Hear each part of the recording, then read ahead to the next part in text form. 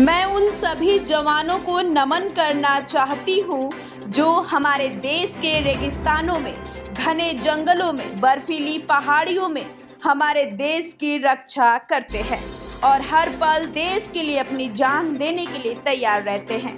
मैंने सत्ता पक्ष के सभी वक्ताओं को सुना, उन्होंने सारी बातें कर ली, लेकिन एक बात छूट गई। 22 अप्रैल को हमारे 26 लोगों को उनके परिवारों के सामने सरेआम मारा गया। यह कैसे और क्यों हुआ, उसकी जिम्मेदारी किसकी है?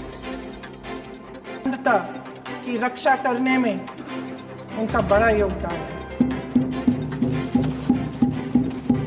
हमारी आज़ादी अहिंसा के आंदोलन से हासिल हुई, लेकिन जैसे मैंने कहा, उसको कायम रखने के लिए हमारी सेना का बहुत बड़ा योगदान है। कल मैं सदन में बैठी हुई सबके भाषण सुन रही थी।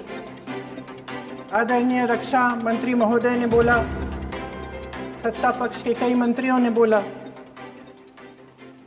1 घंटे का रक्षा मंत्री जी का लंबा भाषण था। सुनते सुनते एक बात मुझे बहुत खटक रही थी।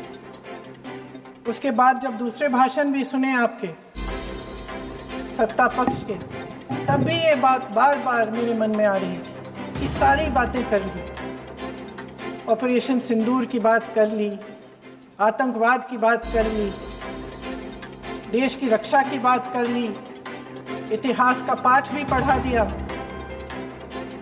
लेकिन एक बात छूट गई।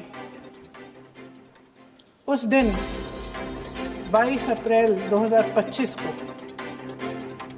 जब 26 देशवासियों को अपने परिवार के सदस्यों के सामने खुलेआम मारा गया,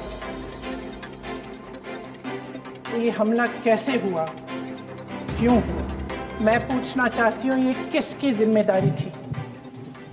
इस देश के नागरिकों की सुरक्षा की जिम्मेदारी किसकी है? क्या इस देश के प्रधानमंत्री की नहीं है? क्या इस देश के गृह मंत्री की नहीं है?